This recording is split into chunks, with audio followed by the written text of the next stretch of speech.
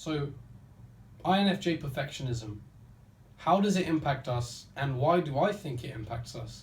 Well, the first reason is because we idealize. We create these vivid visions with our imagination of this is the next big thing. And we get this from our introverted intuition, the insights that we get when we're alone, because obviously it's an introverted function. So for me, I just got back from a walk, and when I go on walks, I get so many insights, and then I'll spend hours and hours and days and weeks trying to put these into reality.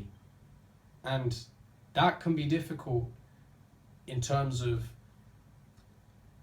not just believing in it, but matching up to my idea, because we set such high standards. So once we've used our vivid imaginations and we've set high standards because we're always in our heads as intuitive introverts, we work all this time, and if it doesn't match up to this vision that we hold, because we're constantly thinking about it and living it and obsessing, we get disappointed. And so perfectionism can damage us because it leads us to exhaustion. But because our extroverted sensing is our weakest function, when we're doing this in the real world and we're so in our heads, the primary function, introverted intuition, is what's taking over. We're constantly thinking, what can I do? What can I do? And then when we don't get the result, the extroverted sensing, inferior function, it's something we finally realize after we've exhausted ourselves, and we're like, oh shit, I'm exhausted. And then it takes us ages to recover. So we just burn out whilst we don't even realize that we are, because we're still in our heads even when we're exhausted. And I was exhausted today. I couldn't even go for a run because I'd worked so much, and I realized how absurd it is now. And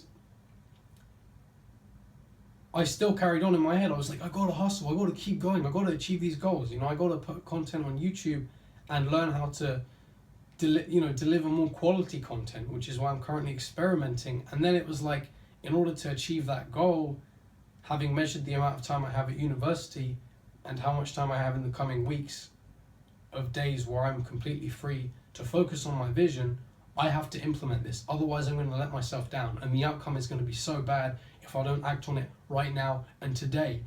And that feels hugely problematic, because we have this idealized vision in our heads, and we're like, we've got to be perfect all the time.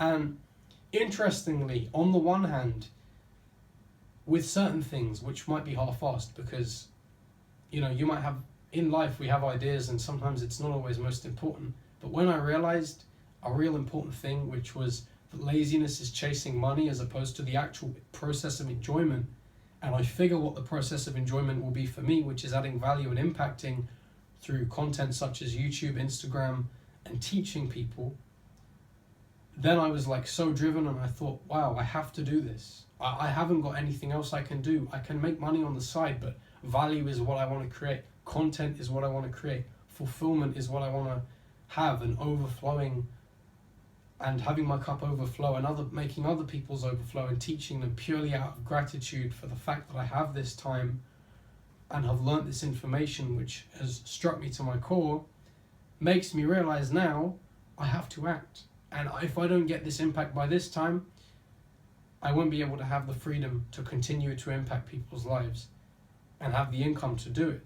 So I can reinvest constantly, reinvest, add value, reinvest, impact, add value, reinvest, impact, add value, and so on as the chain goes.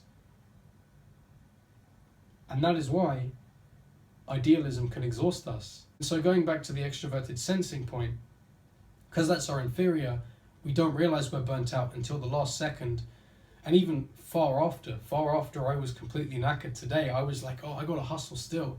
And yeah, I took care of myself, because I made sure I ate and drank certain foods to gain energy, which enabled me to carry on and not be tired now, because I've also slept. But we need that. That is primary, that we tap into our physical pains and our physical potential ailments and signs of, oh, I need rest now, I need to nap. I have things to do, but I need to rest, or I need to go for a walk, I need to get the next insight. As much as I think I have everything in my vision, walking will help me clear my head. Meditation will help me clear my head. Getting outside. We have to take care of ourselves. And this is paramount, because this is going to let us maintain a balance and maintain a high level of work consistently without our work slacking and becoming like you've worked for like a month, 15 hours a day, or 8 if 8 is your best, that allows you to get your optimum done because of where you want to be in your life, and then you're not stressing, then keep that in mind and take care of yourself, because self-care is so important.